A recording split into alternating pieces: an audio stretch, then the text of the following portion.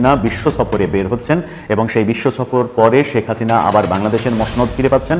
ভারতের বিদেশমন্ত্রী ও জাতীয় নিরাপত্তা দপ্তরের সূত্রে জানা গেছে, বাংলাদেশের প্রধানমন্ত্রী ভারতে আশ্রিত শেখ হাসিনা এবারে জনসম্মুখে আসবেন। তিনি এখনো বাংলাদেশের প্রধানমন্ত্রী। ভ্লাদিমির পুতিন কাকু ঝুঁকেঙ্গা নাহি সালাই স্টাইলে অলওয়েজ থাকে। তবে এবার বাংলাদেশ ইস্যুতে ভ্লাদিমির পুতিন কিন্তু কনসার্ন করেছেন। রাশিয়া তাদের জায়গা থেকে শক্ত অবস্থান প্রকাশ করছে। তবে রাশিয়ার এই ভূমিকা এই মুহূর্তে শেখ হাসিনার জন্য বা টিউলিপের জন্য, সজীবাদের জয়ের জন্য খুবই গুরুত্বপূর্ণ একটা ভূমিকা রাখছে। তারা কিন্তু শেখ হাসিনার পাশেই দাঁড়াচ্ছে অলিখিতভাবে। আরে ভাই, রাষ্ট্রপতি শাহাবুদ্দিন চুপ্পু ললিপপ খাওয়া মানুষ না, তিনি একজন মুক্তিযোদ্ধা। তার হুঙ্কার হয়তোবা এখন অনেক মিডিয়ায় দেখতে পাচ্ছেন না, কিন্তু তিনি যখন সুযোগ পেয়েছেন অনেক আগে বাংলাদেশে তিনি ক্ষমতা উল্টিয়ে দিতে পারতেন, বাংলাদেশে জরুরি অবস্থা জারি করতে পারতেন। আসসালামু আলাইকুম প্রিয় দর্শক, নতুন একটি নিউজে আপনাদেরকে স্বাগতম। দর্শক, বাংলাদেশের যে বর্তমান রাজনৈতিক প্রেক্ষাপট এবং যেই পরিস্থিতির সৃষ্টি হয়েছে তারই আলোকে আপনাদের সামনে বেশ কয়েকটা গুরুত্বপূর্ণ ভিডিও নিয়ে হাজির হয়েছি, যার কিছু অংশ বিশেষ ভিডিওর শুরুতেই দেখেছেন। দর্শক, ভিডিওর শুরুটা দেখেই কিন্তু বুঝতে পেরেছেন আজকের ভিডিওটা কতটা গুরুত্বপূর্ণ হতে চলেছে। তাই বলবো 1 সেকেন্ডও না টেনে পুরো ভিডিওটি দেখবেন। চ্যানেলে নতুন হলে সাবস্ক্রাইব করে রাখবেন পরবর্তী আপডেট পাওয়ার জন্য। ভিডিওতে একটি লাইক করে দেখতে থাকুন সম্পূর্ণ ভিডিওটি। হয়েছে সেই লেখার মাধ্যমে জানা যাচ্ছে শেখ হাসিনা বিশ্ব সফরে বের হচ্ছেন এবং সেই বিশ্ব সফর পরে শেখ হাসিনা আবার বাংলাদেশের মসনদ ফিরে পাচ্ছেন। আওয়ামী লীগের সমর্থকরা এরকম একটা লেখা ফেসবুকে ভাইরাল করেছে। এই লেখার সূত্রপাত কোথায় হলো, কিভাবে লেখার জন্ম হলো, কোন সোর্স থেকে তথ্যগুলো আসলো, সেগুলো এখন অস্পষ্ট হলেও তথ্যগুলো বেশ মজার, চাঞ্চল্যকর।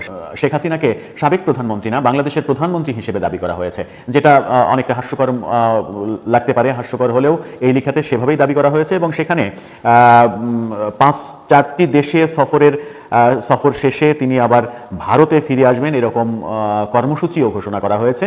তারিখ দিয়ে সেই কর্মসূচি ঘোষণা করা হয়েছে। বাংলাদেশের বর্তমান প্রধানমন্ত্রী জননেত্রী শেখ হাসিনার বিদেশ সফর সূচি। ভারতের বিদেশমন্ত্রী ও জাতীয় নিরাপত্তা দপ্তরের সূত্রে জানা গেছে, বাংলাদেশের প্রধানমন্ত্রী ভারতে আশ্রিত শেখ হাসিনা এবারে জনসম্মুখে আসবেন। তিনি এখনো বাংলাদেশের প্রধানমন্ত্রী। শেখ হাসিনাকে এখনো বাংলাদেশের প্রধানমন্ত্রী হিসেবে তারা দাবি করছেন। ভারতের সর্বদলীয় সিদ্ধান্ত অনুসারে ভারত সরকার শেখ হাসিনাকে প্রধানমন্ত্রী হিসেবে এই মান্যতা দিচ্ছে এবং বিশেষ কূটনৈতিক ট্রাভেল পাস দিয়েছে। শেখ হাসিনা ভারতে রাজনৈতিক আশ্রিত হিসেবে এখন আছেন। তিনি যে কোনো দেশের ভিসা নিয়ে ভ্রমণ করতে পারবেন। কোনো দেশই তাকে কোনো মামলায় কিংবা অভিযোগে গ্রেপ্তার বা আটক করতে পারবে না এবং তার নিরাপত্তা বিঘ্নিত করতে পারবে না। শেখ হাসিনার কাছে তার পদ পদবি, কর্মকাণ্ড বিষয়ে প্রয়োজনীয় যাবতীয় নথিপত্র রয়েছে। তিনি তার দাবি প্রাথমিকভাবে প্রমাণ করতে পারবেন বলেই জানা গেছে। ভারত সরকারের সঙ্গে বাংলাদেশের প্রধানমন্ত্রী শেখ হাসিনা বৈঠক করবেন। ভারতের তরফে থাকবেন প্রধানমন্ত্রী, বিদেশমন্ত্রী, স্বরাষ্ট্রমন্ত্রী, প্রতিরক্ষামন্ত্রী এবং নিরাপত্তা উপদেষ্টা। এরপরে শেখ হাসিনা বিদেশ সফর করবেন। তার এই সফরে ভারত সরকার প্রধানমন্ত্রী স্তরের যাবতীয় বন্দোবস্ত এবং সর্বোচ্চ স্তরে নিরাপত্তার ব্যবস্থা করেছে। ভারতের নিরাপত্তা ব্যবস্থা অনুসারেই তিনি চলবেন। এই সফরে শেখ হাসিনা যাবেন 24 তারিখে সুইজারল্যান্ড, 26 তারিখে ফিনল্যান্ড, 28 তারিখে সংযুক্ত আরব আমিরাত, 30 তারিখে তুরস্ক। এরপরে তিনি ভারতে ফিরবেন। এসব দেশে তিনি আওয়ামী লীগ নেতাকর্মীদের সঙ্গে মত বিনিময় করবেন, প্রয়োজনীয় নির্দেশ দেবেন এবং কূটনৈতিক স্তরের যোগাযোগ করে নিজের অবস্থান বোঝাবেন সরকারগুলোকে। এরপরে লেখা হয়েছে, এছাড়া আন্তর্জাতিক আদালতে মামলার বিষয়ে নথিপত্র দেয়া এবং পরামর্শ করবেন। সম্ভবত এরপরে রাশিয়া, চীন সহ আসিয়ান জোটের দেশগুলো ইউরোপীয় ইউনিয়ন পার্লামেন্টে যোগদান করবেন। রাষ্ট্রসংঘে নিজের অবস্থান জানাবেন। অতএব ইউনূস যাত্রা পার্টির দিন শেষ হতে চলেছে, তাদের গ্রেপ্তার হতেই হবে। ইতিমধ্যে তারা সেনাবাহিনীর নজরবন্দি। এটা আওয়ামী লীগের প্রচার হলেও যেটা ইন্টারেস্টিং ব্যাপার সেটা হচ্ছে সুইজারল্যান্ড, ফিনল্যান্ড, আরব আমিরাত এবং তুরস্ক সফরের তারিখ পর্যন্ত দেওয়া হয়েছে এখানে, যে ভারতের ট্রাভেল পাস নিয়ে এই দেশগুলোতে শেখ হাসিনা সফর করবেন। এরপর চীন, রাশিয়া সহ বিভিন্ন দেশে যাবেন। এরকম তারিখ সহ যখন স্পেসিফিক এই লেখাটি তৈরি করা হয়েছে, তখন এই লেখাটি কি ভারতে থেকেই তৈরি করা হয়েছে? শেখ হাসিনা নিজেই কি তৈরি করে দিয়েছেন তার কর্মীদের এটা প্রচার করার জন্য, নাকি অতি উৎসাহী কর্মীরা এক ধরনের প্রোপাগান্ডা চালানোর জন্য এই লেখাটি তৈরি করেছেন? সেটা একটা বড় প্রশ্ন। এই লেখাটা যে আওয়ামী লীগের নিজেদের লেখা, সেটা কর্মীদের পক্ষ থেকে হোক আর নেতৃত্বের পর্যায়ের পক্ষ থেকে হোক, ভারত থেকে লিখে দেওয়া হোক, সেটা বুঝতে অসুবিধা হয় না। কিন্তু আমার একটা অবজারভেশন, সেটা হচ্ছে যখন বিদেশ সফরের দিন তারিখ পর্যন্ত ঘোষণা করা হয়, তখন আমরা 24 তারিখ পর্যন্ত অপেক্ষা করতে পারি যে সত্যি 24 তারিখ শেখ হাসিনা সুইজারল্যান্ডে যান কিনা, এরপরে 26 তারিখ ফিনল্যান্ডে যান কিনা, 28 তারিখ সংযুক্ত আরব আমিরাতে আসেন কিনা এবং 30 তারিখ তুরস্কে যান কিনা। 24 তারিখ আসলেই ব্যাপারগুলো পরিষ্কার হয়ে যাবে যে এটা নিছক গুজব নাকি শেখ হাসিনার সফরসূচি সত্যি এইভাবে প্রকাশ করা হলো। দর্শক, আপনার কি মনে হয় যে এটা পুরোটাই গুজব নাকি এখানে সত্যের বিন্দুমাত্র কোনো কিছু রয়েছে? আপনার মতামত খুবই গুরুত্বপূর্ণ, কারণ শেখ হাসিনা বিষয়ে অনেক কথাই হচ্ছে, অনেক রকম আলোচনা হচ্ছে, অনেক গুঞ্জন চলছে। সেই গুঞ্জনের মধ্যে, কথাবার্তার মধ্যে কোনটা গুজব আর কোনটা সত্য, ডক্টর ইউনূস সম্পর্কে অনেক কথা চলছে, অনেক গুঞ্জন চলছে। সেনাবাহিনী ডক্টর ইউনূসের সম্পর্ক নিয়ে অনেক রকমের গুঞ্জন চলছে। এগুলোর মধ্যে কোনটা আসলে গুজব, কোনটা সত্য, সত্যের বিন্দুমাত্র এর মধ্যে আছে কিনা, পুরোটাই গুজব কিনা, ব্যাপারগুলো কিন্তু এখন অস্পষ্ট এবং ধোঁয়াটে। আপনার কি মনে হয়, এগুলো কি স্রেফ গুজব, নাকি এর মধ্যে বিন্দুমাত্র সত্যের কোনো লেশ মাত্র রয়েছে? রাষ্ট্রপতি শাহাবুদ্দিন চুপ্পুকে 5 আগস্টের পরবর্তী সময় ধরে এই ডক্টর ইউনূস সরকার যত অপমান করার প্রয়োজন সকল অপমান করেছে, শুধুমাত্র রাষ্ট্রপতি শাহাবুদ্দিন চুপ্পুকে পদত্যাগ করানোর জন্য। কিন্তু রাষ্ট্রপতি শাহাবুদ্দিন চুপ্পু পদত্যাগ করেনি। ডক্টর ইউনূস সকল অপমান ফেস করে এই 15-16 মাস এখনো তিনি রাষ্ট্রপতির পদে আছেন।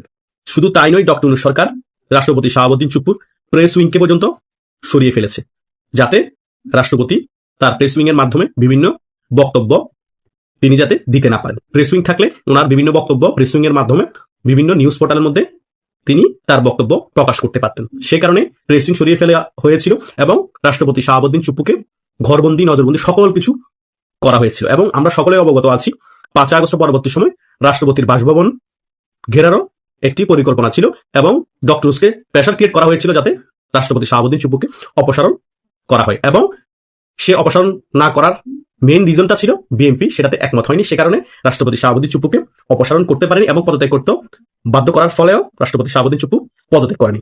কিন্তু এখন হঠাৎ করে এতদিন পরে এই সকল কথা কেন বলছি, পিছনে কারণ আছে। তার মেইন কারণ হচ্ছে রাষ্ট্রপতি শাহাবুদ্দিন চুপ্পুর সাথে বিদেশি অনেক সংস্থা বৈঠক করার জন্য চেষ্টা করেছিলেন এবং এখনো চেষ্টা করছে, কিন্তু ডক্টর ইউনূসের হস্তক্ষেপের কারণে ওই সকল সংস্থাগুলোর সাথে রাষ্ট্রপতি শাহাবুদ্দিন চুপ্পু বৈঠক করতে পারছেন না। আমার কথা হচ্ছে এই রাষ্ট্রপতি শাহাবুদ্দিন চুপ্পুর আন্ডারে কিন্তু শপথ নিয়ে এই ডক্টর ইউনূস সরকার প্রধান উপদেষ্টা চেয়ারে বসেছেন। তিনি প্রধান উপদেষ্টার চেয়ারে বসে রাষ্ট্রপতি চুপ্পুকে যতটুকু অপমান অপদস্থ করার এখনো করে যাচ্ছেন এবং ওনাকে সকল কিছু থেকে আড়াল করে রাখছেন। আরে ভাই, রাষ্ট্রপতি শাহাবুদ্দিন চুপ্পু ললিপপ খাওয়া মানুষ না, তিনি একজন মুক্তিযোদ্ধা। তার হুঙ্কার হয়তোবা এখন অনেক মিডিয়ায় দেখতে পাচ্ছেন না, কিন্তু তিনি যখন সুযোগ পেয়েছেন বক্তব্যের মাধ্যমে তিনি হুঙ্কার দিয়ে বলেছিলেন, আমি বঙ্গবন্ধু শেখ মুজিবুর রহমানের সৈনিক, আমি একজন মুক্তিযোদ্ধা। উনি যে কোনো মুহূর্তে ক্ষমতা উল্টিয়ে দিতে পারেন, এটাই সত্য।